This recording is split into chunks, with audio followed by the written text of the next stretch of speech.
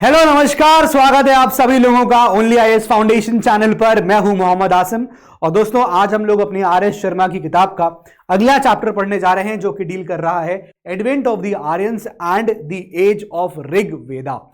तो इस चैप्टर में हम लोग क्या पढ़ेंगे ये मैं आपको पहले स्टार्टिंग में ही क्रक्स करने वाला हूं। सिंपल कर दूंगा एकदम चैप्टर को। बहुत सारी चीजें आपको मिलेंगी चैप्टर में, लेकिन अगर आप इसको समझने की कोशिश करेंगे, एक अंडरस्टैंडिंग डेवलप करेंगे तो ये चैप्टर आपके लिए बहुत ज्यादा आसान हो जाएगा। ठीक है, फैक्ट्स भी आपको उसमें मिलेंगे, बहुत सारे फैक्ट्स हैं इसके अंदर और आपको उन फैक्ट्स को डेफिनेटली मेमोराइज करना है, लेकिन उनको मेमोराइज करना आसान हो जाएगा थोड़ा सा जब हम चीजों को समझेंगे। ठीक है, तो शुरू करते हैं इस चैप्टर को। तो इस चैप्टर में जब हम पढ़ेंगे तो इस तरह से हम इन टॉपिक्स को कवर करने वाले हैं। बेसिकली हम इस चैप्टर के अंदर आर्यंस के बारे में पढ़ेंगे। वो जो आर्यंस थे, है ना, आपने सुना होगा कि आर्यंस इंडिया आए इस तरह का। तो आर्यंस का ओरिजिन क्या था हम ये समझेंगे। ठीक है, उनका एक्चुअल जब वो ओरिजिन है तो उनको होम क्या था, कहां वो रहते थे, कहां से आए थे। ठीक है, क्या उनकी आइडेंटिटी थी, उनकी पहचान क्या थी, है ना। फिर उसके बाद जो भी चीजें हमको यहाँ पर दिख रही हैं, चाहे हम पॉलिटी की बात करें, चाहे हम उस वक्त की ट्राइब्स या उनकी फैमिली की बात करें, आर्यंस जो रहते थे, या हम उनके सोशल डिविजन्स की बात करें, ये सब चीजें हमको जो है यहाँ पढ़नी है। उस वक्त कैसे हो रहा था, क्या चल रहा था सोसाइटी के अंदर। ठीक है, तो ये सब चीजें हम जब जानेंगे तो हमको ये आर्यंस के बारे में बहुत सारी चीजें हमको ऋग्वेद के थ्रू यहां पर पता चलती हैं। इसीलिए आप देखोगे यहां पर जो चैप्टर का नाम है एडवेंट ऑफ द आर्यंस। ठीक है, और जब आर्यंस का एडवेंट होता है तो हमको हमें उनके बारे में कैसे पता चलता है, हमें पता चलता है ऋग्वेद के थ्रू। इसीलिए हम यहां पर बोलेंगे age of the Rigveda. Clear है यहां तक बात। अब चलिए पहले मैं आपको एक चीज बेसिक क्लियर कर देता हूं, और ये बेसिक ऐसा है दोस्त कि ये आपका अगला चैप्टर में भी काम आएगा। दो चैप्टर को यहां पर एकदम क्रक्स करके पढ़ाऊंगा, मतलब क्रक्स क्या, अभी क्रक्स नहीं करूंगा आज, लेकिन मैं आपको एक आउटलाइन दे रहा हूं दोनों चैप्टर्स की। ठीक है, मोटे मोटे तौर पर देखो।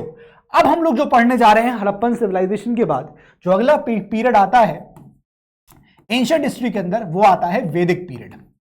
ठीक है, नाम से पता चल रहा है वैदिक पीरियड, जहां पर हमको इस फेज की जानकारी वेदास के थ्रू मिलती है। अब इस पीरियड को हम लोग यहां पर दो पार्ट्स में डिवाइड कर देंगे। टू सिंपल, टू मतलब आप ऐसे डिवाइड कर लीजिए, कॉपी बना लिए, दो पार्ट्स में डिवाइड करेंगे। पहला जो पार्ट है इसको मैं बोलूंगा अर्ली वैदिक पीरियड। इसको मैं कह रहा हूं अर्ली वैदिक पीरियड। अभी लिख लीजिएगा आप, ये चीज आपको किताब में मिलेगी नहीं। दो चैप्टर्स ऐसे क्रक्स हो जाएंगे इजीली कि पता नहीं चलेगा आपको। और फिर लिख लीजिए letter Vedic period, letter Vedic period. ठीक है, तो ये हमारा जो है, ये हमारा चैप्टर नंबर आप देखोगे तो 8 है और ये आपका चैप्टर नंबर 9 हो जाएगा। ठीक है, अब अर्ली वैदिक पीरियड और लेटर वैदिक पीरियड, इन दोनों की बीच की डिवाइडिंग लाइन क्या है। देखो, अर्ली वैदिक पीरियड को हम जो टाइम पीरियड बताएंगे ना, वो लमसम आपको दिखेगा 1500 से लेकर 1000 BC। ये पीरियड है अर्ली वैदिक पीरियड का। ठीक है, इसको हम लोग आप देखोगे तो आपको कहीं कहीं ये चीज, या फिर अक्सर इस चैप्टर में ये चीज हम लोग उसको बोलेंगे ऋग्वैदिक पीरियड। क्या बोलेंगे? ऋग्वैदिक पीरियड। इसको हम लोग अर्ली वैदिक पीरियड भी बोल सकते हैं। ठीक है, तो ये हो गया इसका टाइम। और इस लेटर वैदिक पीरियड का टाइम क्या होगा? इसका टाइम पीरियड है 1000 BC से लेकर आप देखोगे तो 600 BC तक लगभग आप इसको बोल सकते हैं अप्रोक्सीमेटली। ठीक है, इन दोनों पीरियड की डिवाइडिंग लाइन क्या है अभी मैं कह रहा हूं, बस लिख लो, फिर मैं आपको एक्सप्लेन कर रहा हूं। इन दोनों पीरियड्स की आपको डिवाइडिंग लाइन क्या मिलेगी, देखिए जरा। यस प्लीज, इन दोनों की डिवाइडिंग लाइन है 1000 BC। अब 1000 BC में ऐसा क्या हुआ था जो एकदम से चीजों को चेंज कर देगा। यानी कि अर्ली वैदिक पीरियड में जो भी आप यहां पर आपको पॉलिटी दिख रही थी, जो भी यहां पॉलिटी थी, ठीक है, जो भी इस वक्त की इकोनॉमी थी, जो भी इस वक्त की सोसाइटी थी, जो भी इस वक्त का रिलीजन था, सब चीजें, जो भी सब चीजें हैं, ये डिफरेंट थी। और 1000 BC में ऐसा कुछ हुआ जिसका इंपैक्ट इस प्रकार से पड़ा कि इन सब का आप देखोगे तो बहुत ज्यादा चेंजेस देखने को मिलते हैं। यहां पर जिस प्रकार की पॉलिटी थी वो पॉलिटी यहां पर चेंज हो जाती है, वो यहां पॉलिटी चेंज हो जाएगी, यहां पर इकोनॉमी डिफरेंट हो जाएगी। ठीक है, इन सब में चेंज देखने को मिलेगा। सोसाइटी यहां चेंज हो जाएगी, रिलीजन यहां चेंज हो जाएगा। तो एक बात ये रख समझ लो सिंपल भाषा में कि चैप्टर 8 और चैप्टर 9 ये दोनों इस प्रकार से डील करेंगे। बात समझ में आ गया? अब यानी कि इस वाले चैप्टर में जो हम आज पढ़ने वाले हैं, advent of the Aryans and the age of Rigveda, वो हम यहां पढ़ने वाले हैं इस फेज को, यानी कि 1500 बीसी से लेकर हम कुछ 1000 बीसी तक की कहानी यहां पर पढ़ेंगे। और जब हम यहां पढ़ेंगे तो हम ये देखेंगे, हमको ऋग्वेद के थ्रू पता चलेगा कि उस वक्त की पॉलिटी क्या थी, उस वक्त की इकोनॉमी क्या थी, उस वक्त का सोसाइटी किस प्रकार से थी, उस वक्त की लोग क्या रिलीजन किस चीज को वर्शिप करते थे, ये सब चीज पढ़ेंगे। क्लियर है? इस पे मैं अभी यहां पर बात नहीं करूंगा, इसको हम नेक्स्ट चैप्टर में बात करेंगे। और एक बार दोनों बात कर लेंगे तो फिर मैं आपको अगले चैप्टर में ये डायग्राम कंप्लीट कर दूंगा। यहां पर हम देखेंगे क्या पॉलिटी, क्या इकोनॉमी, क्या सोसाइटी, क्या कल्चर, और फिर आपको क्लियर हो जाएगा कि यहां क्या पॉलिटी, यहां क्या सोसाइटी, यहां क्या कल्चर, यहां का रिलीजन, और रीजन समझ में आ जाएगा आपको कि ये चेंज क्यों देखने को मिला एंशिएंट हिस्ट्री के अंदर। क्लियर? 1000 बीसी में क्या हुआ था? 1000 बता देता हूं अभी आपको।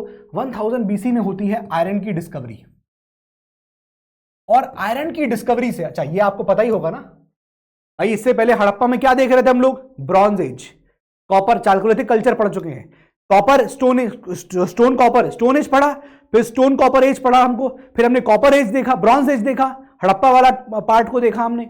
अब 1000 इससे पहले अभी आयरन की खोज नहीं हुई है, तो कभी कभी इस वाले फेज को हम लोग प्री आयरन फेज भी कहते हैं, प्री आयरन फेज, ठीक है ना, यानी आयरन की खोज से पहले। अब जरा सोचो एक मोटे मोटे तौर पे, यहां बता देता हूं सिंपल भाषा में, जैसे यहां पॉलिटी की बात करेंगे, लोग बड़ा ही सिंपल रहते थे, पॉलिटी वॉज सिंपल पॉलिटी थी। एक राजा है, ठीक है, वो समिति उसके साथ है, फंक्शनरीज उसके साथ है, वो समिति और सभा पे उसको अपना कंट्रोल बनाना है, वो कंट्रोल बना लिया तो भैया एक तरह से वही रूल कर रहा है, उसको सपोर्ट करने के लिए उसकी मिलिट्री कुछ कुछ चीजें रहती थी, राइट, इस तरह की चीजें यहां चलती थी। Polity was different. Society clan based society थी, क्लैन बेस्ड सोसाइटी मतलब लोग किंगशिप में रह रहे हैं, मतलब ब्लड रिलेशंस, ये चलता था। लेकिन 1000 बीसी में जब आयरन की डिस्कवरी हुई, तो जब आयरन की डिस्कवरी हुई, उस आयरन की मदद से अब यूपी बिहार, ये जो आपका यूपी गंगा की बेल्ट है ना, गैंजेटिक बेल्ट, इसके यहाँ पर घने जंगल थे पहले, तो इन घने जंगलों को काटा गया, इसकी मदद से, आयरन की डिस्कवरी से। तो ये फर्टाइल लैंड्स पे जो लोग आ गए और यहाँ अपनी खेती वेती करने लग गए, तो कुछ लोग क्या हो गए? ज्यादा पावरफुल हो गए। क्यों? उनकी इकोनॉमी स्ट्रांग हो गई, उनकी इकोनॉमी अच्छी हो गई, है ना भाई। यहां पर जो पहले लोग थे उनकी इकोनॉमी इतनी स्ट्रांग नहीं थी, लेकिन आयरन की डिस्कवरी हुई है, जो लोग आगे मूव कर गए, जंगल काटे, उनको बढ़िया वहां से उनको रिसोर्सेज मिले, नेचुरल रिसोर्सेज, जंगल के, फर्टाइल लैंड, एग्रीकल्चर बढ़िया हो गया। यहां तक आप देखोगे agriculture was a secondary option, secondary practice. यहां पर कैसी सोसाइटी है? पैस्टोरल सोसाइटी, लोग पैस्टोरलिज्म कर रहे हैं, जानवर को चरा रहे हैं, ये काम है।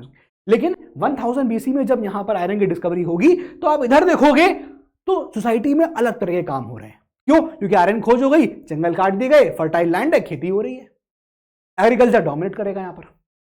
जब एग्रीकल्चर डोमिनेट कर रहा है तो पैसा मिल गया, पैसा मिल गया तो क्या हो गया? पावरफुल हो गए। तो यहां पर पॉलिटी वीक रही होगी, यहां पॉलिटी स्ट्रांग हो गई। यहां लोग सिंगल यूनिट पे रह रहे थे, यहां लोग जना में रहेंगे, जना, यही जना, फिर आप देखोगे यहां यहां जना मिलेगा, फिर आपको जनपद मिलेगा, यही जनपद आगे बन के आगे बढ़ोगे हिस्ट्री में, जब एंशिएंट हिस्ट्री में आगे बढ़ेंगे तो यही जनपद, यही जना जनपद बन जाएंगे, मतलब ये जना देन जनपद, और यही जनपद मिलके महाजनपद, और फिर वो 16 महाजनपदों के बीच में लड़ाई होगी और मगध, मतलब मगध उसमें जीत के निकलता है। क्लियर है यहां तक कहानी?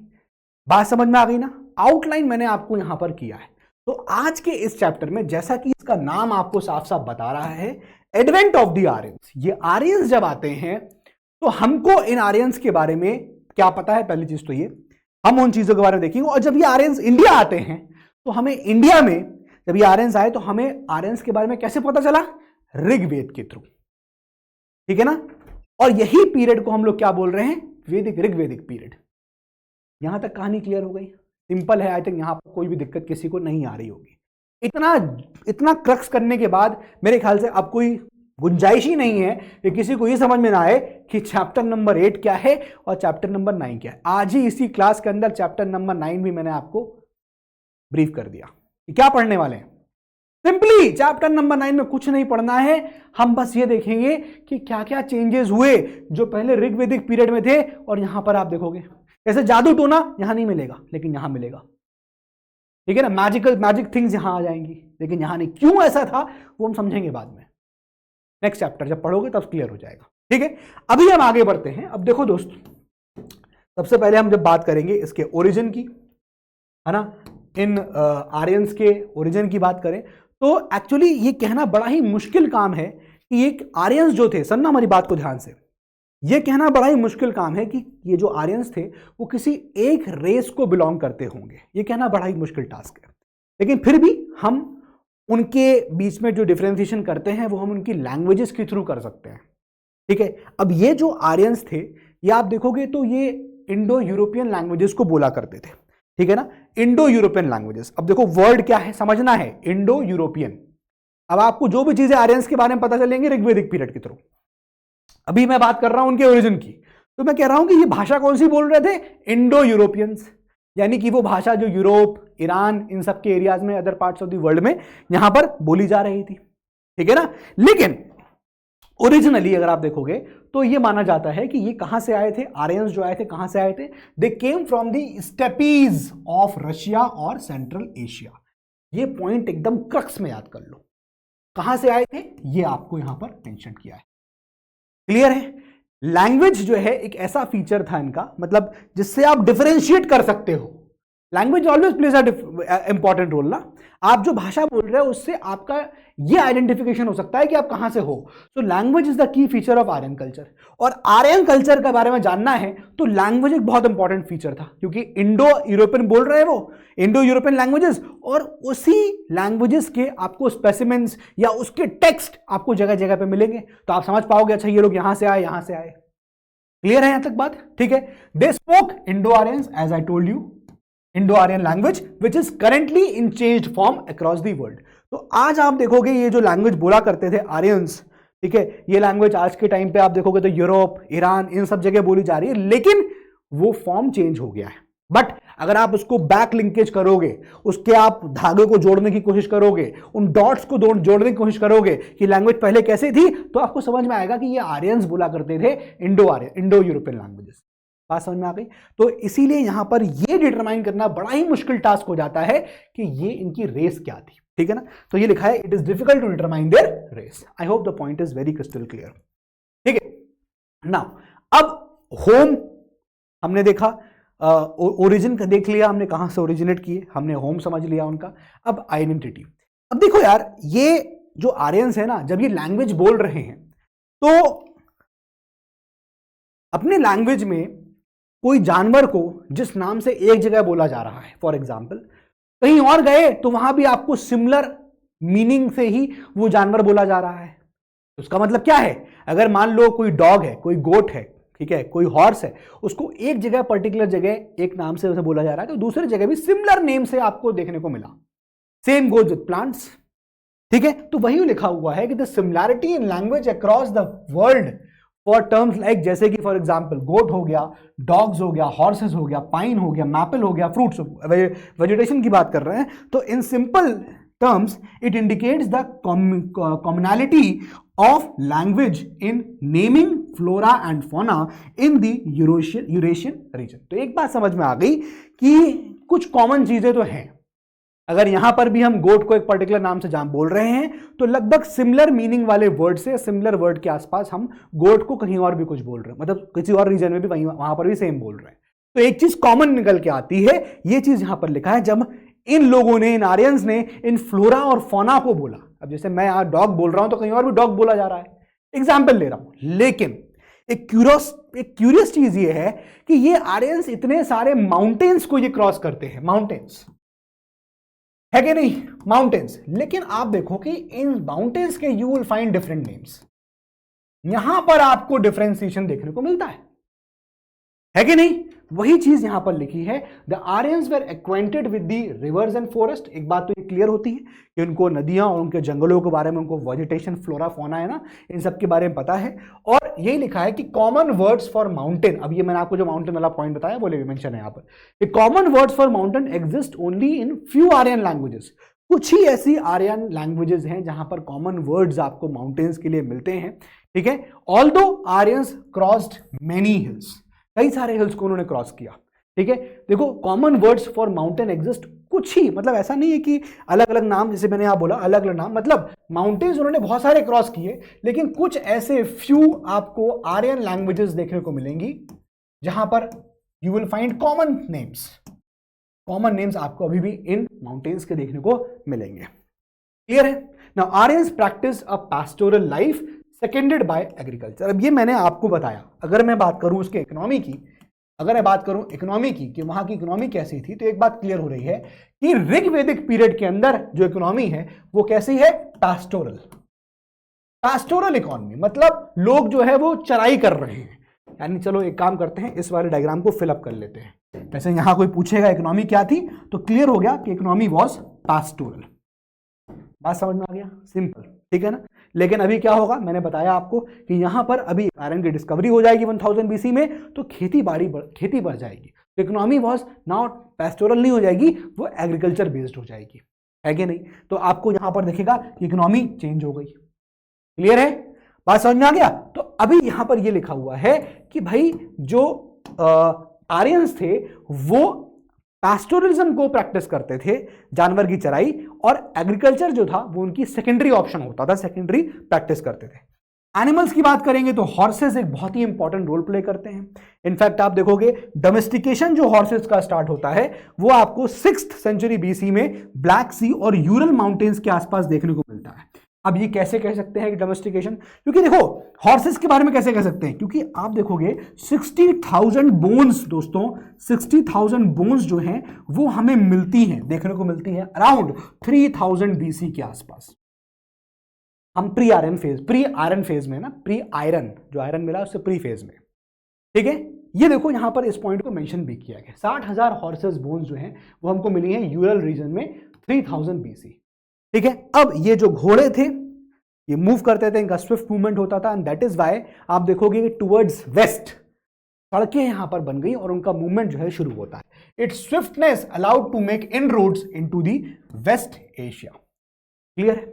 अब ये बात समझ में आ गई कि किस तरह से यहां पर जो घोड़ों की मदद से ये लोग मूव करते हैं, जहां पर अभी ये इंडो यूरोपियन लैंग्वेजेस बोल रहे थे यूरोप के एरिया में, ईरान के सबके एरिया में फॉर एग्जांपल, तो वहां से अभी वेस्ट की तरफ आते हैं, मतलब वेस्ट एशिया की तरफ आते हैं, नॉट वेस्ट, वेस्ट एशिया की तरफ आते हैं, तो अब जाहिर सी बात है ये इंडिया की तरफ आ रहे हैं, है ना। तो जब ये इंडिया की तरफ आ रहे हैं तो आर्यंस जो हैं they first appeared in the central Asia and Iran. अब देखो ये बढ़ रहे हैं अब इंडिया की तरफ, तो आर्यंस का जो पहला अपीयरेंस होता है वो कहां हो रहा है, वो सेंट्रल एशिया में हो रहा है और ईरान में हो रहा है। और यहां पर आप देखोगे क्या इंडो आर्यंस रहा करते थे।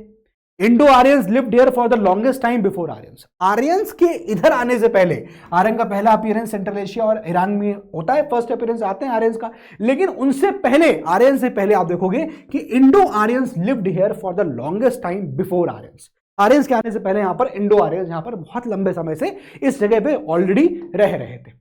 तो we know about the Aryans in India from the Rigveda. अब ये बात यहां से क्लियर हो जाती है, क्योंकि मैं आपको स्टार्टिंग में बता चुका हूं कि हम जो भी आज पढ़ेंगे हमको आर्यंस के बारे में कुछ भी पता चलेगा, तो चूंकि हम ऋग्वेदिक पीरियड को पढ़ रहे हैं ना, हम ये वाला फेज पढ़ रहे हैं, ये वाला दोस्त, ये वाला, तो हम कोई भी चीज अगर इस फेज की पढ़ेंगे, आर्यंस इसी फेज में थे ना, यहां पर आए थे, तो कुछ भी चीज हमको पता चलेगी आर्यंस के बारे में, चाहे उनकी पॉलिटी हो, इकोनॉमी हो, सोसाइटी हो, रिलीजन हो, कुछ भी हो, वो हमको ऋग्वेद के थ्रू पता चलेगी, ठीक है। तो ये चीज यहां पर आप याद रखिएगा, सबसे इंपॉर्टेंट चीज यहां पर यही हो गई। क्लियर है? So we know about the Aryans, किसके थ्रू आपको पता चलता है, ऋग्वेद के थ्रू यहां पता चलता है। ये बात समझ में आ गया? ये सब चीजें एनसीईआरटी में पॉइंटर्स है। अब बात कहानी सुनते जाइए आप। द टर्म आर्यन, अब ये जो वर्ड है आर्यन, ऋग्वेद में आपको 36 बार कम से कम देखने को मिलता है। और जो ये वर्ड आर्यन है, मतलब क्या ये कोई पॉलिटिकल कम्युनिटी को रिप्रेजेंट करते हैं कि हाँ ये कोई पॉलिटिकल कम्युनिटी थी या ये कुछ और था? नहीं, ये कल्चरल कम्युनिटी थी, ऐसा माना गया ऋग्वेद में। देखो डिनोट करता है क्या कि ये कल्चरल कम्युनिटी है, कल्चर को रिप्रेजेंट करता है। तो टर्म जो आर्यन है वो बेसिकली ऋग्वेद में आप देखोगे लगभग 36 बार देखने को मिलता है, लगभग क्या एग्जैक्टली लिखा है 36, और ये कल्चरल कम्युनिटी को डिनोट करता है। अब ऋग्वेद जो है ये one of the earliest text है of the Indo European language. अब बात समझना जरा बात को, अगर हमने बताया आपको, मैंने आपको बताया क्या आर्यंस जो है क्या बोलते थे, इंडो यूरोपियन लैंग्वेजेस बोला करते थे। ये बात क्लियर है? हाँ सर एकदम क्लियर है। हमको याद है कि आर्यंस जो है वो इंडो यूरोपियन लैंग्वेज बोल रहे थे।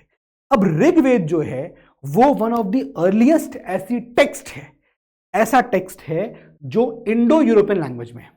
सॉरी, मतलब Rigveda is one of the earliest text of the Indo European language. Clear हो गई बात? बात समझ में आ गया? सो क्या है ऋग्वेद? What is Rigveda? ऋग्वेद में आपको कलेक्शन मिलेगा किसका? हिम्स का। आपको कलेक्शन मिलेगा किसका? प्रेयर्स का, जो ऑफर करी जाती है गॉड्स को।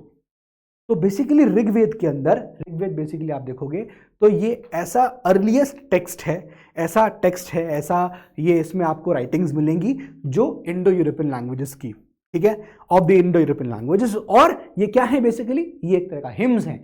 आपको इसमें हिम्स मिलेंगी, आपको इसमें प्रेयर्स मिलेंगी जो ईश्वर को, गॉड को यहां पर करी जाती है। तो ऋग्वेद में आपको ये मिलता है, ठीक है। अब इस ऋग्वेद में आपको 10 मंडल मिलेंगे, 10 मंडल्स, 10 मंडल, या उसको हम 10 बुक्स कहते हैं, ठीक है, 10 मंडल। ये आपको ध्यान रखना है। ऋग्वेद इज डिवाइडेड इनटू, अगर बोलूंगा तो ऋग्वेद ये डिवाइडेड है आपकी 10 मंडल्स में, ठीक है, मंडल्स। अच्छा, ये 10 मंडल्स है, इसको या तो मंडल या तो इसको क्या बोलेंगे? बुक्स बोलेंगे।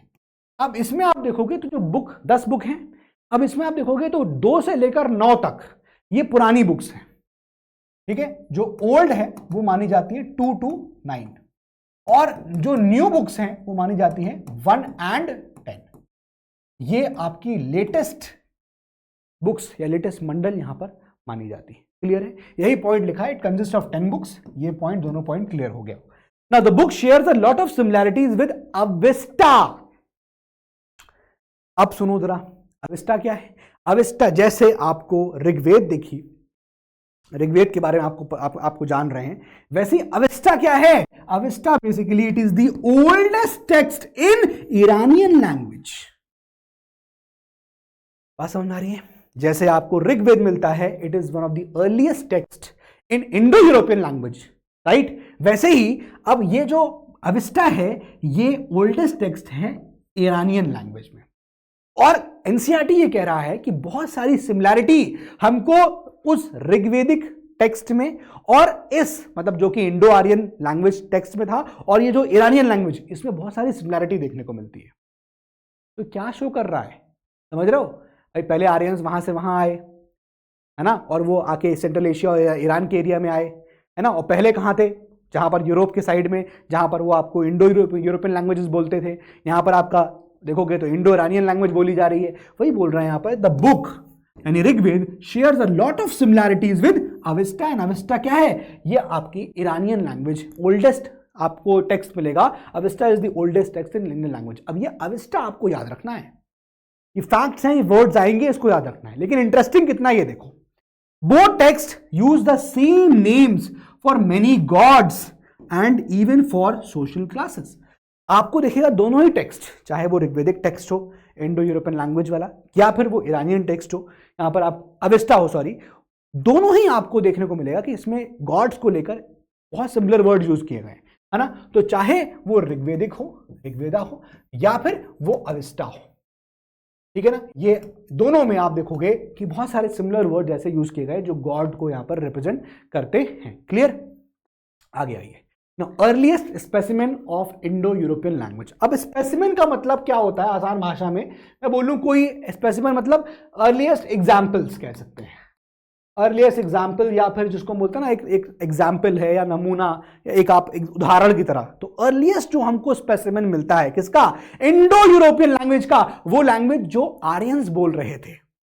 अर्लीस्ट हमको सबसे पहले उस इंडो यूरोपियन लैंग्वेज के बारे में कैसे पता चलता है? वो हमको पता चलता है किससे? इंडो ईरानियन इंस्क्रिप्शन के थ्रू। भाई साहब, मतलब लैंग्वेज आप बात कर रहे हो इंडो यूरोपियन लैंग्वेज की, लेकिन हमको इस पर्टिकुलर इंडो यूरोपियन लैंग्वेज का जो अर्लीस्ट स्पेसिफिक मिलता है वो आपका इंडो ईरानियन इंस्क्रिप्शन, जो कि 2200 बीसी को डेट करता है, यानी जो किस सन के आसपास की बात है, 2200 बीसी। वो यहां पर ये जो इंस्क्रिप्शन है इंडो ईरानियन इंस्क्रिप्शन, ये अरिसेन और सोमसेन इनके बारे में मेंशन करता है। ये आपके एनसीईआरटी में वर्ड्स नहीं दिए हैं, लेकिन हाँ ये इंपॉर्टेंट है कि इंडो यूरोपियन लैंग्वेज के बारे में हमको जो अर्लीस्ट स्पेसिमेन या एग्जाम्पल मिलता है या पता चलता है वो हमको इंडो यूरोपियन इंस्क्रिप्शन के थ्रू पता चलता है। अब जरा देखना कैसा, जैसे एक इंस्क्रिप्शन है हिटाइट इंस्क्रिप्शन, ठीक है ना, एक इंस्क्रिप्शन है ऐसे क्या था माइसीनियन इंस्क्रिप्शन, ठीक है ना, ये इंस्क्रिप्शन आप देखो माइसीनियन इंस्क्रिप्शन।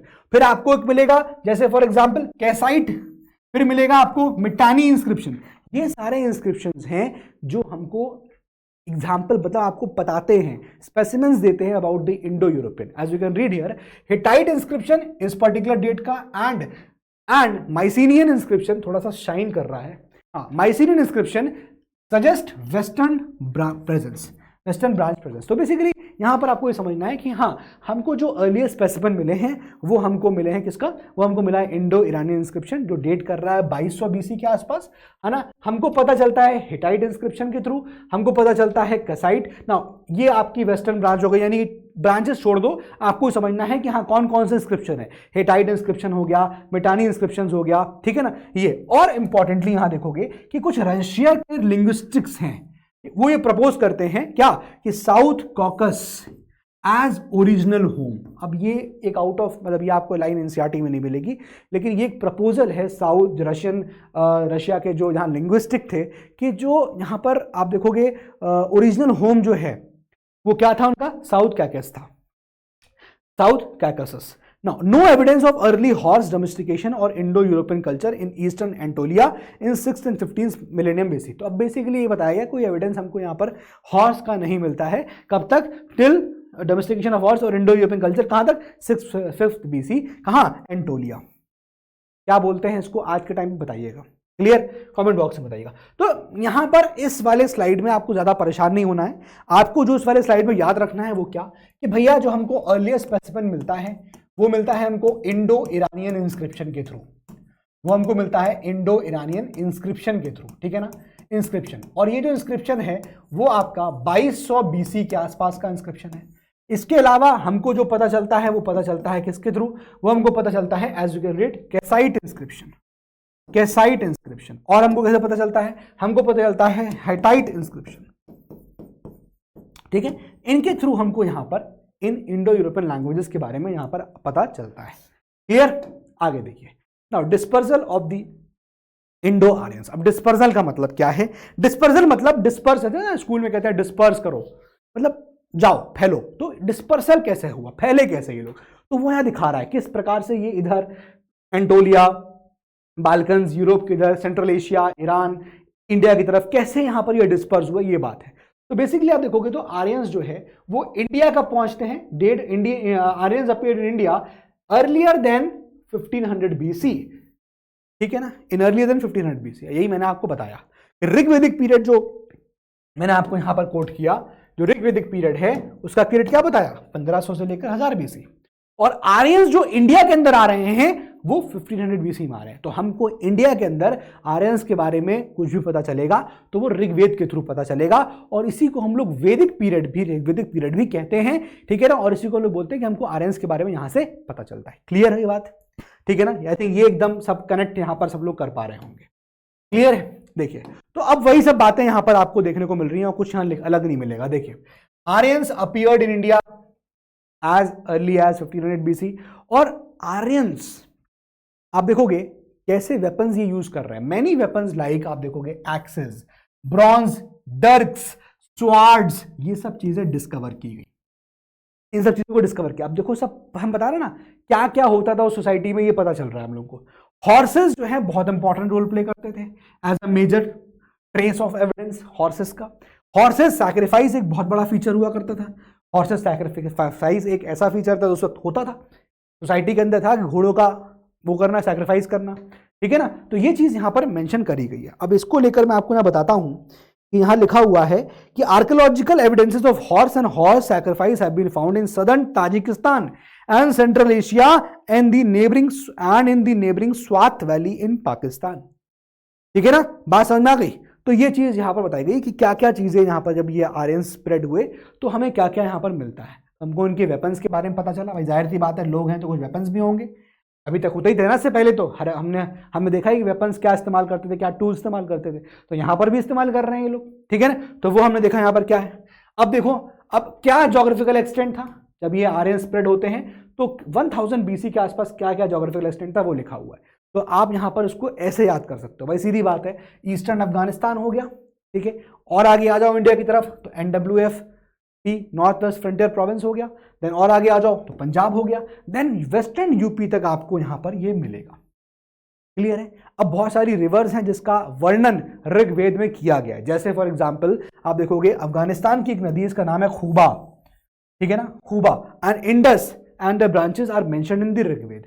अब ऋग्वेद के अंदर इन नदियों का वर्णन किया गया है। आप समझिए, ऋग्वेद के अंदर ये नदी खूबा जो अफगानिस्तान की है, इंडस, इनकी ब्रांचेस इंडस की, इनके बारे में ऋग्वेद के अंदर यहां पर मेंशन है।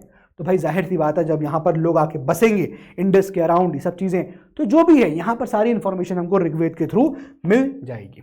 अब देखिए, जैसे सिंधु नदी की बात करें तो सिंधु नदी जो है इसका वर्णन आपको ऋग्वेद के अंदर कई बार देखने को मिलेगा। सरस्वती की बात करें, सरस्वती को जिसको बेस्ट ऑफ द रिवर्स कहा जाता है, ठीक है, एक हिंदी में वर्ड है इसका नदी तराना, वर्ड लिखा है शायद नदी तरना, ये सरस्वती को रिफर किया जाता था। ऐसा नहीं कि इसका मतलब रिफर मतलब, इसका मतलब क्या, नदी तरना का बेस्ट ऑफ द रिवर्स। और अगर आप ऋग्वेद से इसको मैच कराओगे, वैसे इसको आप देखोगे तो इसको प्रेजेंट डे जो हरियाणा राजस्थान में जो आपका घग्गर हाकड़ा चैनल है उससे इसको आइडेंटिफाई किया जाता है कि एशियन टाइम में आज जो आप देख रहे हो घग्गर हाकड़ा चैनल, वो उस वक्त ये रहा, सरस्वती रही होगी। और ऋग्वेद से अगर मैच कराओगे तो ऋग्वेद कहता है, ऋग्वेद कहती है shows it as Avesta river, Avesta river नाम हरखवती, और the presence of Helmand river south Afghanistan में।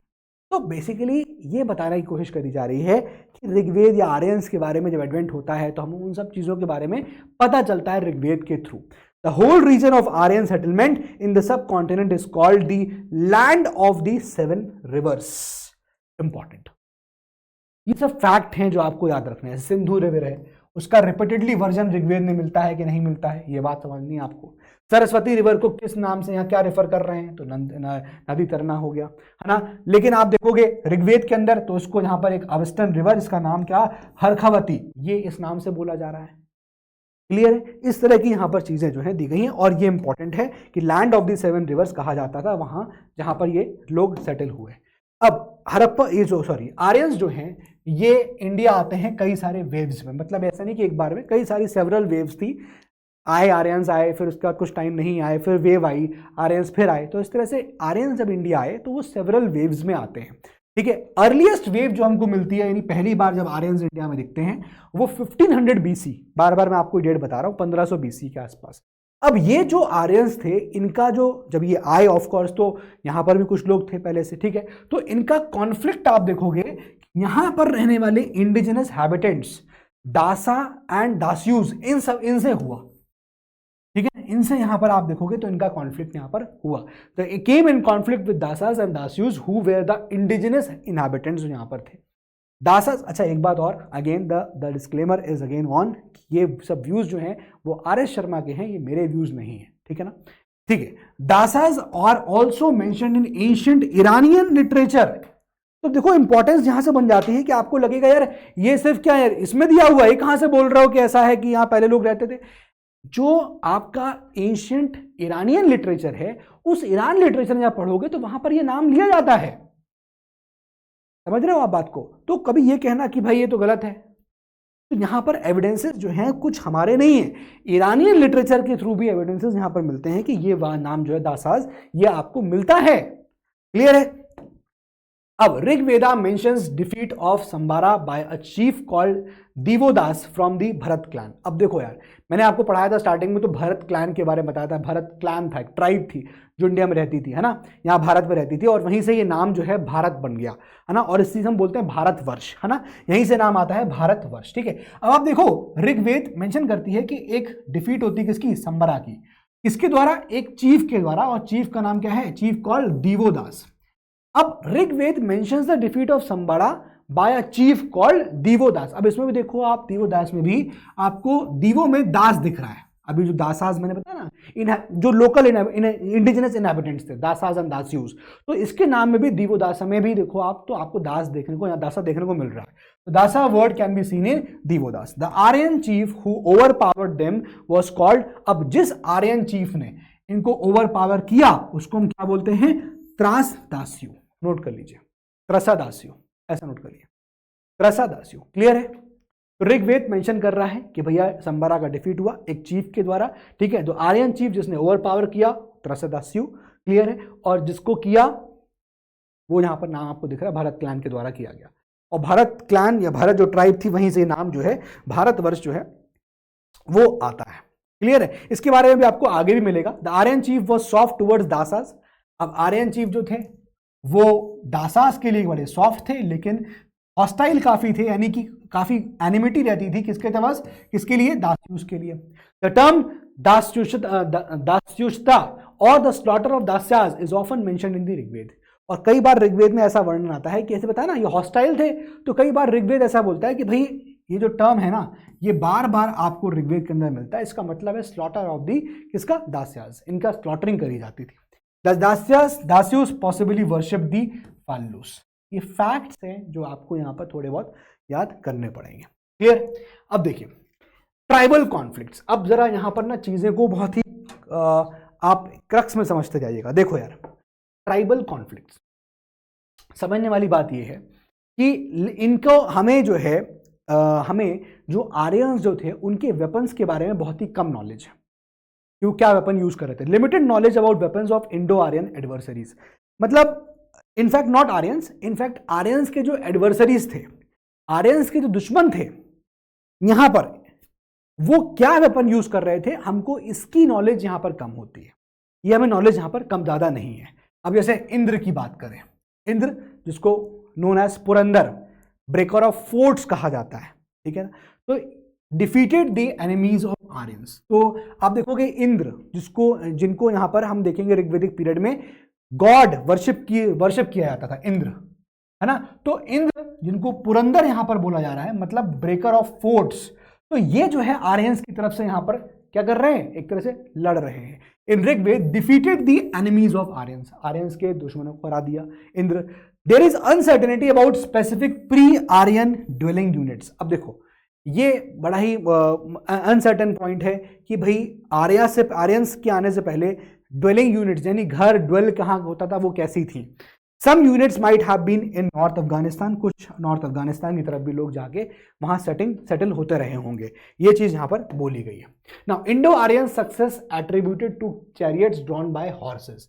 अब यहां पर जो इंडो आर्यंस थे वो जीते कैसे, उसका मेजर श्रेय जाता है किसको, हॉर्सेस को, घोड़ों को, ठीक है। अब ये जो हॉर्सेस हैं ये इंट्रोड्यूस किए जाते हैं, ये चैरियट्स जो हैं, बग्गियां जो हैं, ये आप देख लो ना, ये चैरियट्स, तो इनका इंट्रोडक्शन होता है यहाँ पर वेस्ट एशिया में, ठीक है। Introduce chariots to west Asia and India, किसने इंट्रोड्यूस किया, आर्यंस ने इंट्रोड्यूस किया। Aryan soldiers likely had coats of mail, varman and better arms. अब जो आर्यंस थे, आर्यन के जो सोल्जर्स थे उनके पास बेटर आर्म्स हुआ करते होंगे, एंड क्या, कोट्स ऑफ मेल। अब कोट्स ऑफ मेल को समझना है तो ऐसे समझ सकते हो कि जो बुलेट प्रूफ जैकेट टाइप का होता है, जैसे पहले के टाइम पे राजा महाराजा होते थे, एक ऐसे टाइप का वो पहन लेते थे कि उसमें तलवार भी जाएगी तो इतना आपको घाव नहीं लगेगा, गोली भी घुस गई तो नहीं लगेगा, ठीक है। उस प्रकार का यहाँ पर इसको बोलते हैं कोट्स ऑफ मेल, ठीक है। तो आर्यन सोल्जर्स जो है उनके पास ये होता था, तो इसका मतलब स्ट्रांग थे। क्लियर है ना। इंडो आर्यंस इंगेज्ड इन 2 कॉन्फ्लिक्ट्स। अब जब इंडो आर्यंस यहाँ पर थे तो वो 2 तरह के कॉन्फ्लिक्ट्स में यहाँ पर उलझ गए। एक तो कॉन्फ्लिक्ट किससे होगा भाई, जाहिर सी बात है ये बाहर से ऐसे आए हैं, तो यहाँ जो इंडिजिनस लोग हैं, ठीक है, जो आपके यहाँ पर रह रहे हैं, एक तो कॉन्फ्लिक्ट उनसे होगा, दूसरा कॉन्फ्लिक्ट इनका खुद के लोगों से आपस में हो गया। तो वही चीज यहाँ पर लिखी है कि Indo Aryans engaged in 2 conflicts with pre Aryans and among themselves, और आपस में ये यहां पर इनका ये जो है कॉन्फ्लिक्ट हो गया। नाउ अब इसी को आगे समझना है, सिंपल चीजें, ज्यादा कुछ है नहीं। Intra tribal conflicts common among Aryans. अब इंट्रा ट्राइबल देख रहे हो ना, इंटर ट्राइबल नहीं, इंट्रा ट्राइबल जो कॉन्फ्लिक्ट्स थे वो बहुत ही कॉमन थे आर्यंस के बीच में, ठीक है ना। आर्यंस जो है वो यहाँ पर 5 ट्राइब्स में डिवाइडेड थे, जिनको क्या बोलते हैं हम लोग, जिनको एक वर्ड एनसीईआरटी बोलता है, और एनसीईआरटी वर्ड लिखता है उसका पंचजना। लिखिएगा, इसको नोट कर लीजिए, 5 ट्राइब्स में थे वो, इसको बोलते हैं पंचजना। अब हो सकता है कि इससे ज्यादा भी यहाँ पर ट्राइब्स रही हैं, ज्यादा भी हो सकती हैं। क्लियर है? आर्यंस जो है वो आपस में भी यहाँ पर लड़ रहे थे, बताया ऐसा मैंने आपको। They sometimes sought support from non Aryans, और कभी कभी उनको लड़ने में नॉन आर्यंस से भी सपोर्ट लेना पड़ता था। भाई उनका अगर लड़ाई आर्यंस के साथ ही हो रही है, अपने आपस में ही हो रही है, तो सपोर्ट के लिए नॉन आर्यंस के पास जाते थे, है ना। दे समटाइम्स उनसे सपोर्ट लेते थे। Ruling Aryan clans were Bharata, कौन था आर्यन क्लैंस, क्या थी बताया मैंने आपको, भारत ट्राइब जो रहती थी यहां पर, ठीक है। एंड त्रित्सु, ठीक है, सपोर्टेड बाय प्रीस्ट, ये प्रीस्ट जो थे वो सपोर्ट करते थे इस क्लैन को, इस पर्टिकुलर क्लैन को, जो रूलिंग आर्यन क्लैन थी भारत, इसको ये प्रीस्ट जो है वशिष्ठ, ये इसको क्या करते थे, सपोर्ट करते थे। क्लियर है? तो यहां पर आर्यंस के बारे में एक बात क्लियर हो रही है हमको, जो ऋग्वेद से पता चल रहा है कि आर्यन दो तरह के कॉन्फ्लिक्ट में फंसते थे। एक तो ये कि जो इंडिजिनस लोग थे यहां पर उनके साथ कॉन्फ्लिक्ट होता था, और एक आपस में दमसेल्स वो आपस में यहां पर लड़ जाते थे। अब ये मैंने आपको बता दिया कि भारतवर्ष जो है वो नाम कहां से आया, वो इस ट्राइब से ही आया। फ्रॉम ऋग्वेद से हमको पता चलता है Bharatvarsh was named after the tribe Bharat, और ये ट्राइब आपका वर्णन आपको ऋग्वेद के अंदर मिलेगा, मैं पहले भी आपको पढ़ा चुका हूं। Now it was opposed by a host of 10 chiefs. अब देखो, अब यहां पर आप देख रहे हो it was opposed by a host. अब ये जो आप देख रहे हो Bharatvarsha was named after the tribe Bharata from Rigveda, ठीक है, ये चीज आप देखोगे इसको अपोजिशन मिला by a host of 10 chiefs, 10 chiefs. इसमें से 5 आर्यंस थे और 5 नॉन आर्यंस थे। इसको लेकर यहां पर जब बैटल होती है तो इसको यहां पर बोला जाता है बैटल ऑफ 10 किंग्स। ये इंपॉर्टेंट याद रखिएगा, ठीक है ना। तो 5 नॉन आर्यंस और 5 आर्यंस इस साइड यहां पर थे जो इसको अपोज कर रहे थे, और इसी को हम लोग बोलते हैं क्या, बैटल ऑफ 10 किंग्स, या फिर यहां लिखा हुआ है 10 राजन युद्ध, 10 राजन युद्ध, 100 Bharat against a host of 10 chiefs. Clear है? तो इस ट्राइब्स के यहां पर जो है, यहां पर ट्राइब की बात हो रही है कि भाई ये जो भारतवर्ष है वो नेम किया गया आफ्टर द ट्राइब भारत, और इस भारत ट्राइब का आप देखोगे तो ऑपोजिशन होता था बाय द 10 चीफ्स, 5 आर्यंस और 5 non Aryans. Clear? Now it took place on the, ये जो आपका बैटल ऑफ 10 किंग्स हुआ, ये कहां पर हुआ, रिवर रावी के अराउंड हुआ, जिसको था उस वक्त लोग परुशनी कहते थे। क्या बोल रहे हैं, परुशनी। तो as you can see in the diagram, यहां पर देखिए आप इंडो आर्यंस यहां पर लिखा हुआ है, ठीक है, ये ऐसे आते हैं यहां पर, और ये इसके अराउंड यहां पर नदी आपको दिख रही है, इसके अराउंड यहां पर क्या होता है, ये युद्ध यहां पर होता है। तो द पुरुष was an important defeated tribe in the battle of 10 Kings. तो ये पुरुष जो है वो आपको दिखेगा कि ये इंपॉर्टेंट ट्राइब है जो हार गई थी, और विक्ट्री किसको मिली थी, भारत को, यहां पर भारत सुप्रीमेसी यानी उनकी जीत यहां पर इस बैटल ऑफ 10 किंग्स में होती है ना। भारत एंड पुरुष जो है, जो जीते थे बेसिकली, उन्होंने एक नया रूलिंग ट्राइब बना दिया जिसको बोलते हैं कुरु। ये बात समझ लीजिएगा, सिंपल है भाई, भारत एक ट्राइब थी और पुरु एक ट्राइब है, जो जीते थे विक्टोरियस हुए थे, और इन लोगों ने मिलकर एक ट्राइब बनाई, इसको क्या बोलते हैं, कुरु। कुरु जो है they join hand with Panchal and established their rule in the upper Gangetic basin. अब देखो यहां से आप बढ़ रहे हैं टुवर्ड्स जनपद पीरियड, महाजनपद पीरियड। तो यहां पर जो कुरु ट्राइब है उन्होंने पंचाल के साथ यहां पर क्या किया, हाथ मिला लिया, और इन्होंने अपना एक रूल स्थापित किया गंगा के वैली में। Kurus played a significant role in the later Vedic time, और लेटर वैदिक पीरियड में जब हम जाएंगे, जब अर्ली वैदिक पीरियड पढ़ रहे हैं, जब लेटर वैदिक पीरियड पढ़ेंगे तो वहां हम देखेंगे कि इन कुरुस का जो है बहुत इंपॉर्टेंट रोल यहां पर होता है। क्लियर? नाउ अब हम आते हैं मटेरियल लाइफ की तरफ। ऋग्वेदिक आर्यंस का मटेरियल सक्सेस किस वजह से होता है? कई सारे रीजंस थे जिस वजह से ऋग्वेदिक आर्यंस जो है वो मटेरियली सक्सेसफुल होते हैं। कैसे? जैसे कि हॉर्सेस के यूज की वजह से, हॉर्सेस की वजह से उनका मूवमेंट वहां पर तेज हो पाया, chariots and possibly better bronze arms उनके पास थे, जिसकी वजह से ये मटेरियल लाइफ में सक्सेसफुल होते हैं। Then you will see spoke wheel का इंट्रोडक्शन, यही लोग करते हैं। Then you will see copper, Khetri mine से इन लोगों को मिलता है in Rajasthan after selling the western, after settling in the western subcontinent. तो बेसिकली देखो कॉपर उनको यहां से मिल रहा है, आप देखो यहां पर उनको स्पोक्ड व्हील का उन्होंने यहाँ पर बता दिया, ब्रॉन्ज आर्म्स उनके पास हैं, हॉर्सेस के बारे में, चैरियट्स के बारे में, इन सब के बारे में नॉलेज है, वो जानते हैं, और ये सब चीजें उनको मटेरियल लाइफ में सक्सेसफुल करने में हेल्प करती है। Now they possess superior knowledge of agriculture. अब देखो ये इंपॉर्टेंट पार्ट है, जैसे मैंने बताया कि ऋग्वेदिक पीरियड में आपको देखने को मिलेगा कि जो बेसिकली काम था लोगों का वो क्या था, पैस्टोरलिज्म था। क्या था? पैस्टोरलिज्म, जानवरों को चराना। लेकिन इंपॉर्टेंटली कि एग्रीकल्चर जो है वो ऐसा नहीं था कि उनके नॉलेज में नहीं था, जानते थे, ठीक है ना। वही लिखा है मेंशन ऑफ प्लाउशेयर। अब चूंकि हमको प्लाउशेयर मिलता है यहां पर, लेकिन ये प्लाउ जो है वो आपको पॉसिबली वुड का मिला, तो ऐसा नहीं है कि जानते नहीं थे, they know had the knowledge थी, लेकिन प्लाउशेयर किसका था? वुड का था। सिमिलैरिटी विद जैसे सोइंग, बोना, harvesting, threshing, understanding of the different seasons, ये सब, इन सब चीजों से ये जो ऋग्वेदिक पीरियड लोग थे या जो आर्यंस थे वो उससे फेमिलियर थे।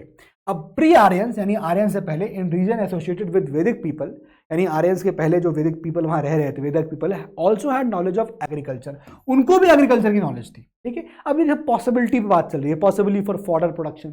ठीक है, तो बस जान लीजिए कि ऐसा कुछ हुआ। Rigvedic people were predominantly pastoral, जैसा मैंने आपको ऑलरेडी बता दिया, with numerous references to cows and bulls. अब काउज एंड बुल्स इन सबके रेफरेंसेस आते हैं, लेकिन इनसे एग्रीकल्चर नहीं हो रहा है। ठीक है ना, रादर आप देखोगे कि भाई पास्टोरलिज्म हो रहा है but not use for agriculture. They occasionally occupied pieces of land for grazing, cultivation among others. तो कभी कभी ऐसा होता है, ऐसा देखने को मिला कि हाँ लैंड को लिया है ग्रेज करने के लिए, चराई कराने के लिए, कल्टीवेशन भी कहीं कहीं हो रहा है, लेकिन मेजॉरिटी टाइम्स यहाँ पर लैंड का इस्तेमाल जो है वो किसके लिए हो रहा है, ग्रेजिंग के लिए हो रहा है। There was no private property का कॉन्सेप्ट, कुछ भी नहीं था, कोई प्राइवेट प्रॉपर्टी कॉन्सेप्ट नहीं। मान लो किसी को कुछ देना लेना है तो ये लोग क्या देते थे, ये लोग काउस को दे रहे हैं, ये लोग हॉर्सेस को दे रहे हैं, बट काउस हॉर्सेस दिए जा रहे हैं।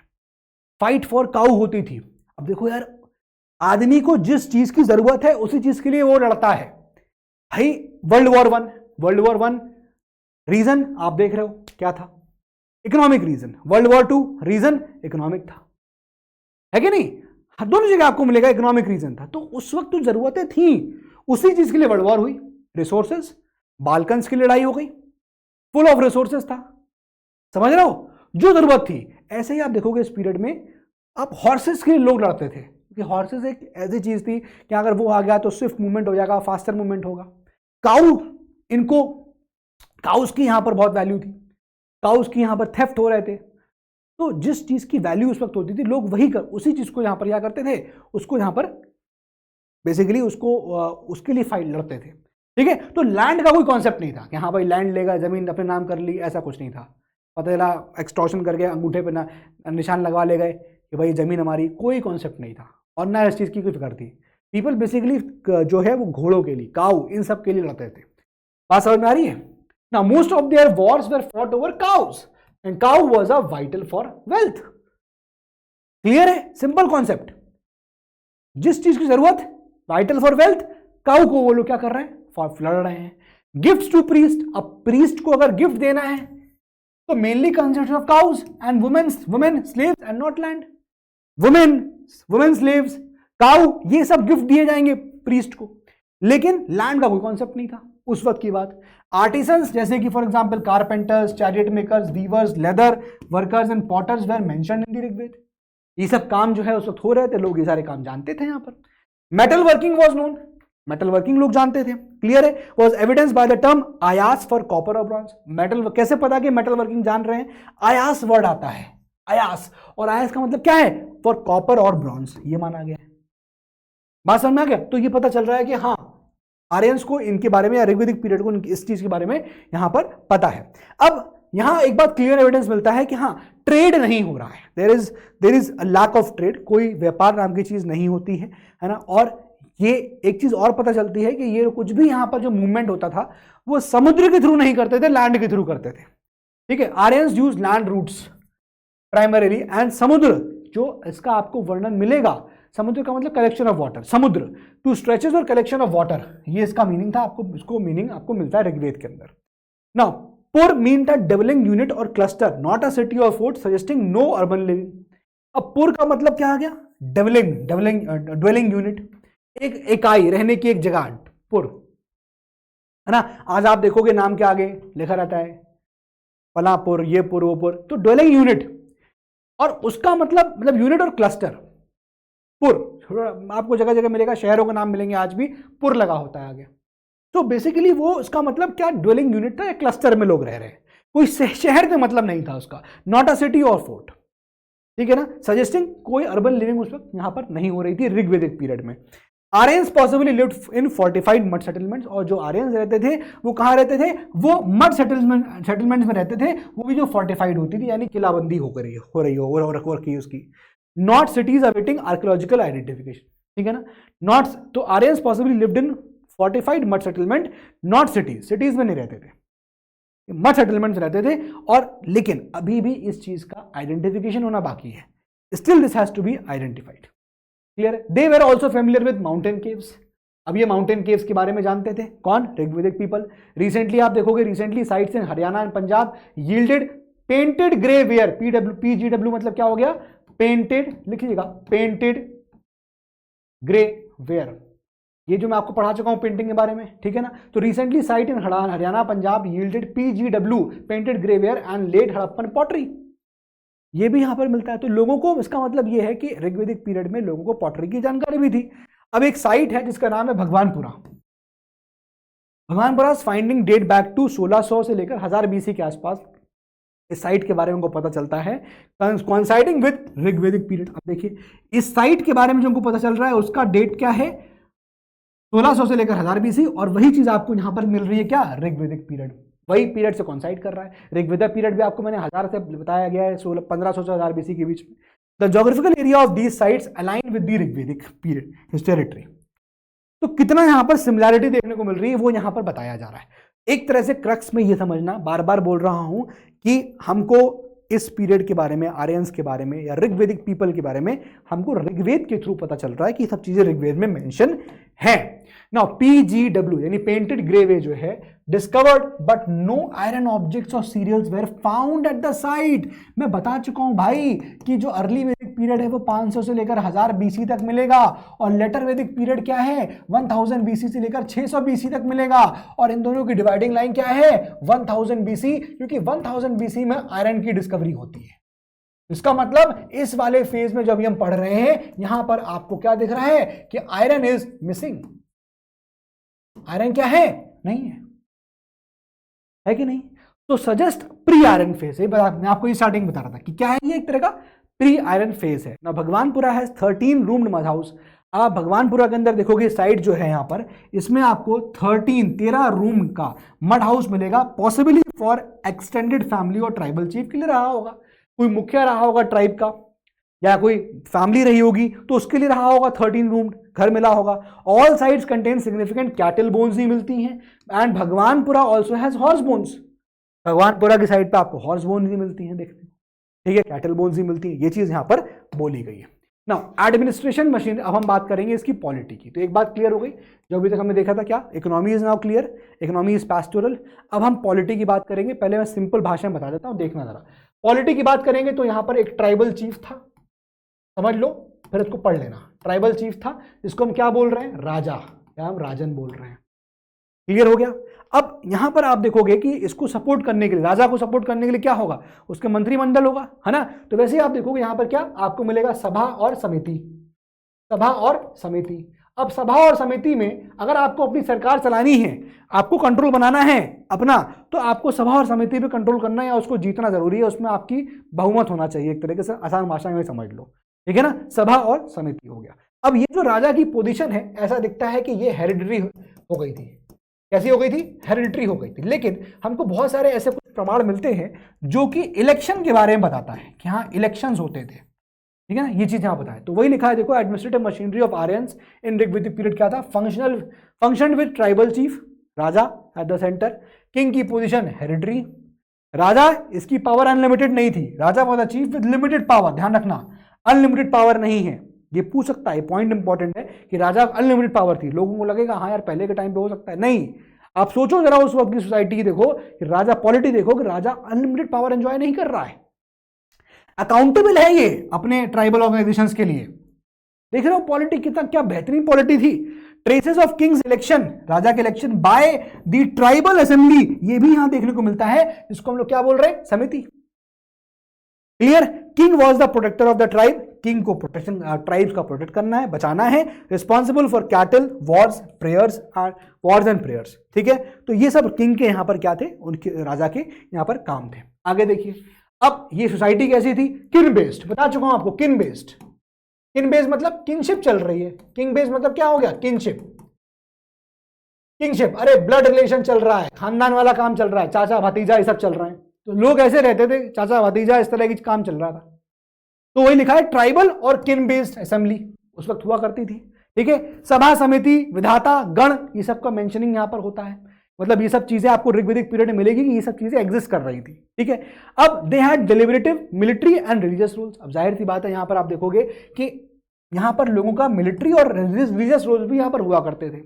ठीक है, the two most important ones are, ये मैंने बता दिया आपका, सभा समिति, यहां पर जो लिखे हुए नाम।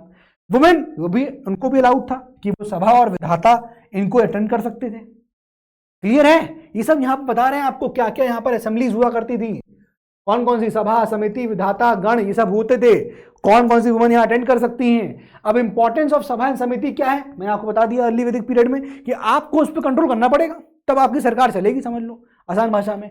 Chief and king sought the support eagerly, king और चीफ या जो भी होता था उसको इनका सपोर्ट चाहिए होता था। ठीक है ना, किंग एसोसिएटेड बाय फंक्शनरीज, अब किंग को डे टू डे एक्टिविटी में सपोर्ट करने के लिए ये लोग काम करते थे। पुरोहित यहां बहुत इंपॉर्टेंट रोल प्ले कर रहा है। अब मैंने आपको प्रीस्ट के बारे में बताया था, पुरोहित प्रीस्ट, अब यहां पर नाम आता था, क्या बताया था, वशिष्ठ और क्या विश्वामित्र, ये दो बहुत इंपॉर्टेंट यहां पर मेजर प्रीस्ट हैं जो आपको ऋग्वेद के अंदर इनका आपको वर्णन मिलेगा, कई बार मिलेगा आपको। ठीक है, वशिष्ठ जो था वो कंजर्वेटिव नेचर है और जो विश्वामित्र वो लिबरल नेचर।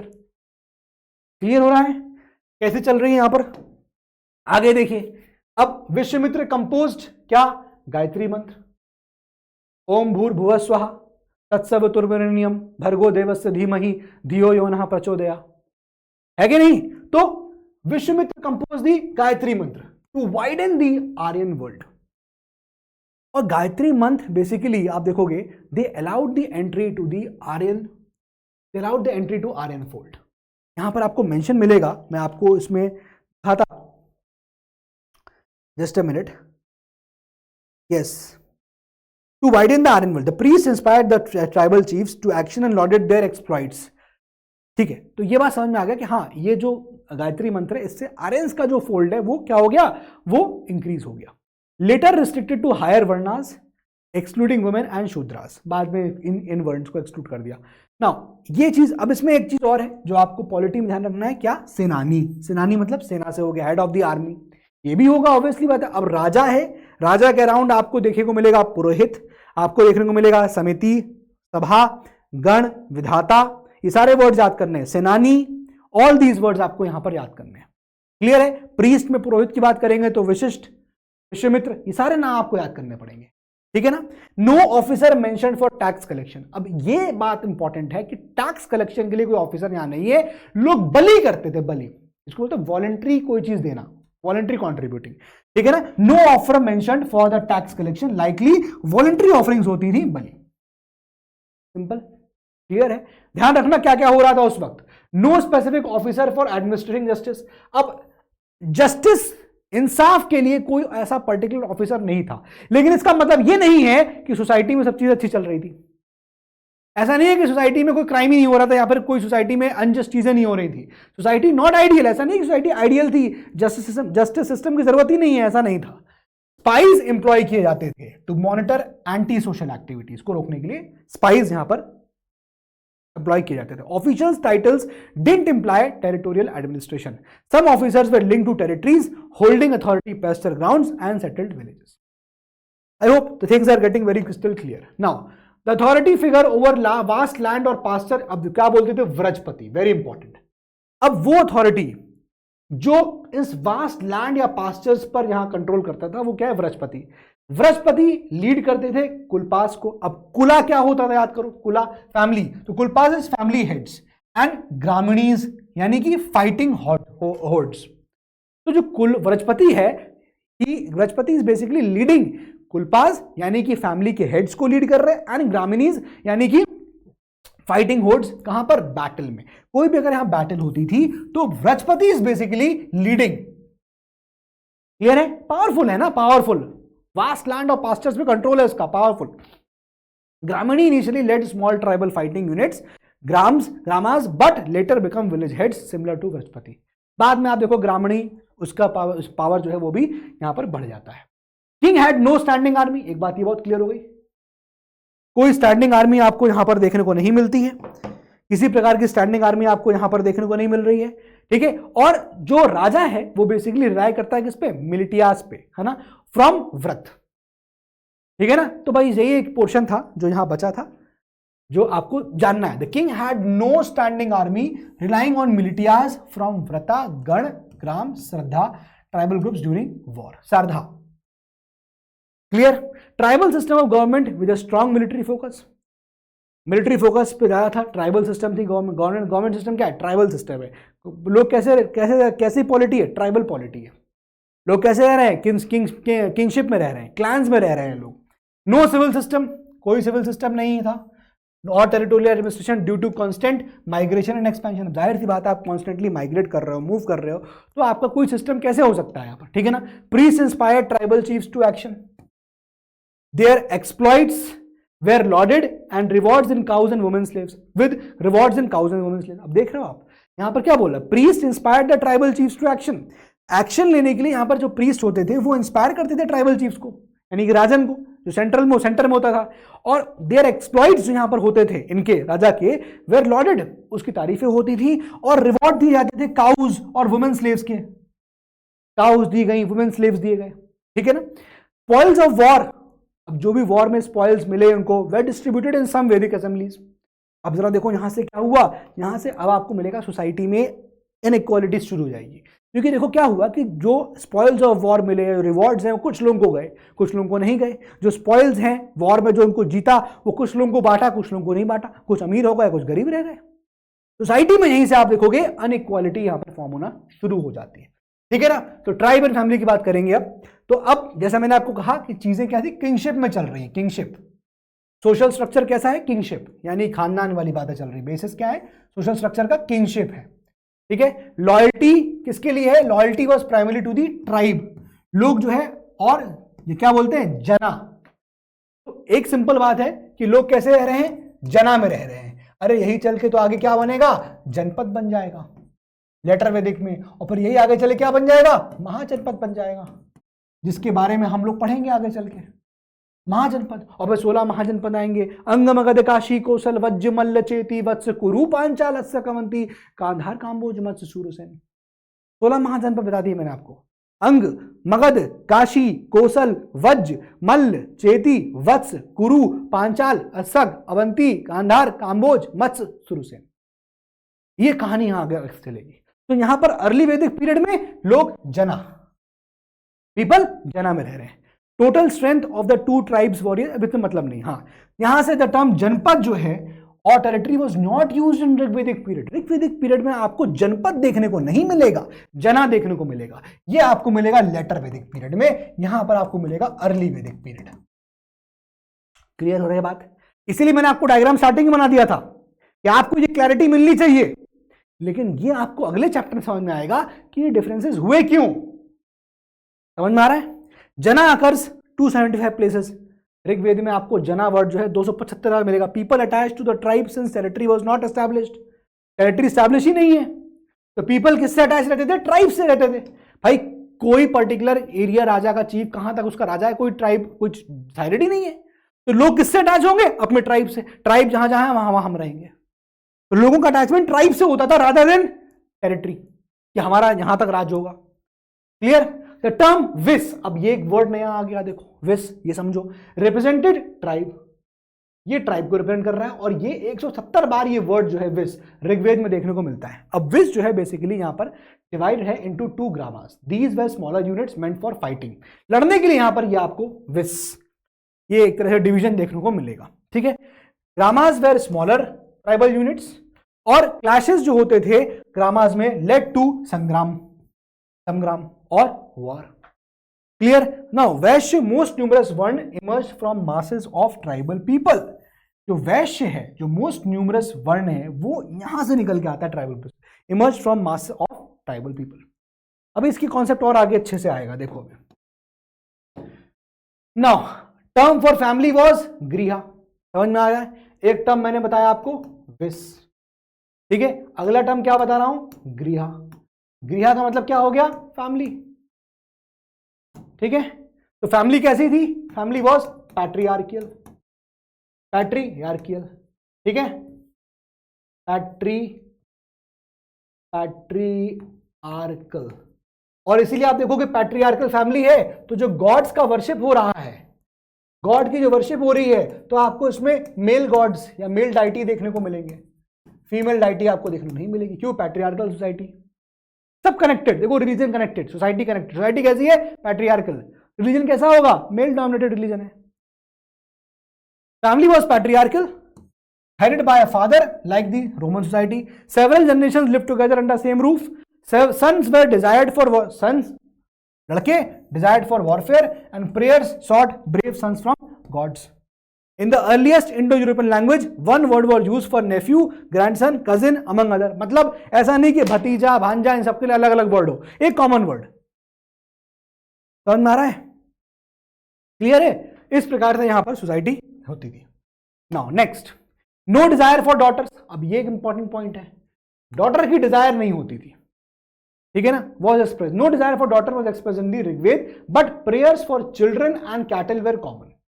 डॉटर्स की डिजायरमेंट नहीं है, लेकिन जो प्रार्थना है वो चिल्ड्रन और कैटल के लिए यहां पर हो रही है। वुमेन असेंबलीज को अटेंड कर सकती थी and offered sacrifices alongside their husbands. ये उस वक्त यहां पर चल रहा था सोसाइटी के अंदर। सम वुमेन कंपोज हिम्स, बहुत सारी वुमेन थी जिन्होंने हिम्स कंपोज किया ओरली।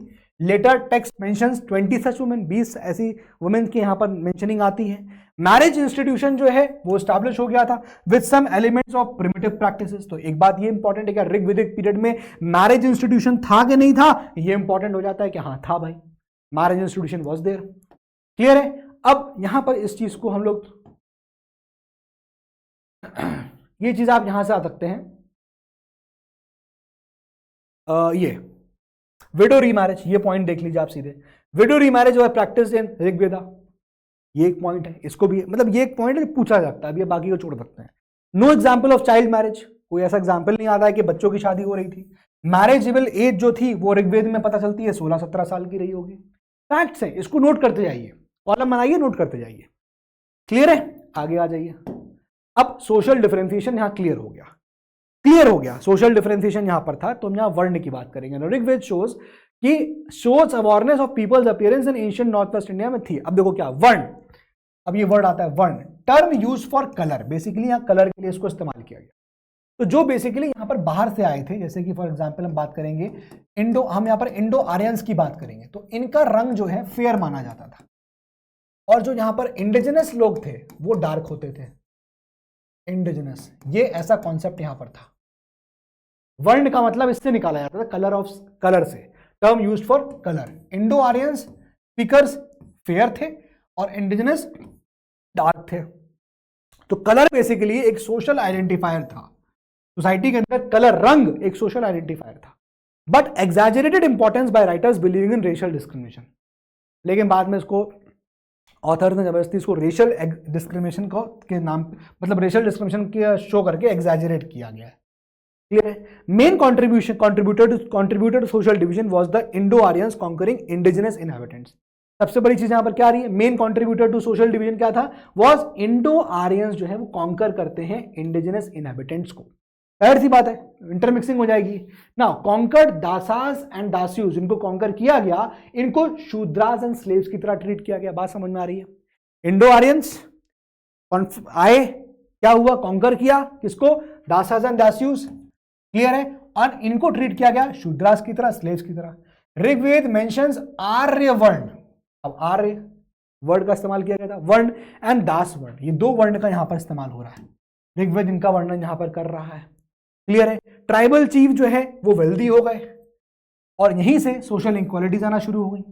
कुछ लोगों को वॉर की चीजें मिली, कुछ लोगों को नहीं मिली, कुछ अमीर हो गए, कुछ गरीब हो गए। तो ट्राइबल सोसाइटी जो है वो डिवाइड हो गई किसमें, वॉरियर्स, प्रीस्ट और कॉमन पीपल में। इंपॉर्टेंट, वॉरियर, प्रीस्ट पुरोहित, वॉरियर लड़ने वाला क्लास, कॉमन पीपल, ठीक है ना, like the society in Iran. और जो आपको लास्ट मिलेगा वो आपको शूद्रास, वो fourth division emerged in the later in Rigvedic period. तो ये आपको लेटर पीरियड में जाके मिलेगी, later Rigvedic period. The term Shudra, इसका मेंशन फर्स्ट ऋग्वेद में कहां आता है, 10th बुक में आता है। अब मैंने आपको स्टार्टिंग में क्या बताया था कि जो फर्स्ट एंड 10th बुक है ये लेटेस्ट वर्जन है, इसका मतलब ये रीसेंट है, ये शूद्रा जो है वो रीसेंट बना होगा। क्लियर? ये चीज यहां बताने की बात करी जा रही है। These slaves are mainly women for domestic purpose, domestic purposes के लिए ये वुमेन यहां पर हुआ करती है, mainly women use for domestic purpose. Now slaves are not directly involved in agriculture, and production activities, differentiation based on occupation existed but it was not sharp. अब यहाँ पर बस यही बताया गया है कि कोई गिफ्ट है ना, तो गिफ्ट्स में क्या देते थे, जैसे कि एग्जांपल कैटल दे दिया, घोड़े दे दिए, है ना, स्लेव्स दे दिए, ये सब गिफ्ट में देते थे, लैंड नहीं देते थे। लैंड्स यहाँ पर उसमें नहीं दिया जाता था। फैमिलीज में सोशल डाइवर्सिटी हो गई, अनइक्वल डिस्ट्रीब्यूशन हुआ वॉर के स्पॉइल्स का, यानी जो भी चीज वॉर में मिली उसको अनइक्वली लोगों में डिस्ट्रीब्यूट किया, तो यहाँ पर क्या होगा, सोशल डिस्क्रिमिनेशन यहाँ पर हो गया। Gifts of land and cereals were rare, ये नहीं होते थे। इकोनॉमी जो है पैस्टोरल थी, है ना, ये सब चीजें आपको ऑलरेडी बता चुका हूँ। Now domestic slaves were present but wage earners were not mentioned, ये सब वेज अर्नर नहीं थे, कोई वेज अर्निंग नहीं कर रहा है, लेकिन क्या डोमेस्टिक स्लेव्स थे। Society remain tribal and egalitarian with no tax based on land property divisions.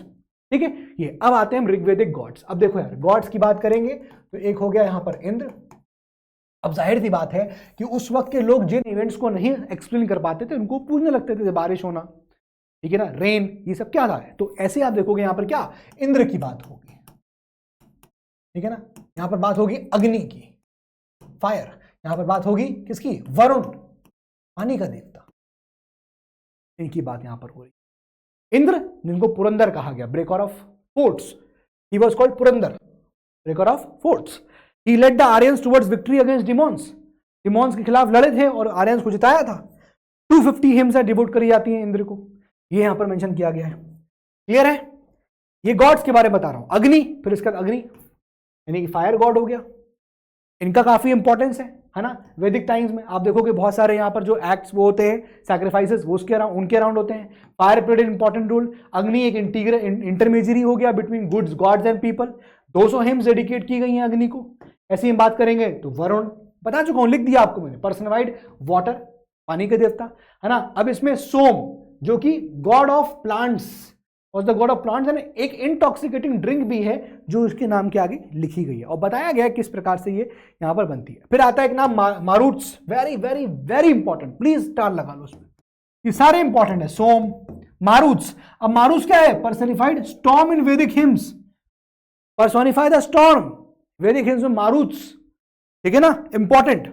Then female divinity, Aditi, Usha, ये रिप्रेजेंट करते थे किसको, डॉन को, ऐसे ही पूछा जाएगा एंशिएंट हिस्ट्री के अंदर। River Saraswati was considered an important goddess. Multiple deities represent different forces of nature and human activities. लेकिन ध्यान रखना, चूंकि पैट्रियार्कल सोसाइटी थी इसलिए आपको मेल गॉड यहां पर ज्यादा दिखेंगे। डोमिनेंट वर्शिप जो है किसकी है, इन्वॉल्व प्रेयर्स एंड सैक्रिफाइसेस, और किसकी, मेल की यहां पर होती थी। क्लियर है, ये सब चीजें ऋग्वेद पीरियड में। Prayers essential for individual and tribes. Special gods were worshipped by each tribe, वही है, gods offered sacrifices, again same चीज यहां पर लिखी है। लेकिन एक पॉइंट इंपॉर्टेंट है कि मैजिकल पावर यहां पर अभी तक कुछ नहीं आई थी। ये चीज magical power of words was not highly valued at this stage. यही आपको लेटर वैदिक पीरियड में मिलेगी जाके। अभी देखो सिर्फ ऋग्वेद आई है, लेकिन इसके बाद आपको या सामवेद, यजुर्वेद, अथर्ववेद, ये सब वेद मिलेंगी। लेकिन अर्ली वैदिक पीरियड में आपको सिर्फ ऋग्वेद के बारे में पता चला, लेकिन आने वाले नेक्स्ट चैप्टर में आपको बाकी वेद के बारे में पता चलेगा। Rigveda worship focused on material desires like children, cattle, food, wealth and health. बात समझ में आ गई आपको। तो दोस्त यही है पूरा जिसके बारे में यहाँ पर आपको ध्यान रखना था। अच्छा, इसमें एक पॉइंट और है, मैं आपको बता चुका हूँ, है ना। Rigveda has hymns which explains method of preparation of drink of plants. वो जो सोम की बात करी गई है वो कैसे बनता है वो भी दिया गया है यहाँ पर। Agni and Indra were invited to partake in sacrifices.